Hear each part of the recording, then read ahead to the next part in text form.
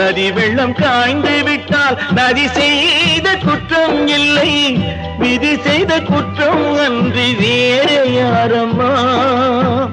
பறவைகளே பதில் சொல்லுங்கள், மனிதர்கள் மயங்கும் போது நீங்கள் பேசுங்கள்.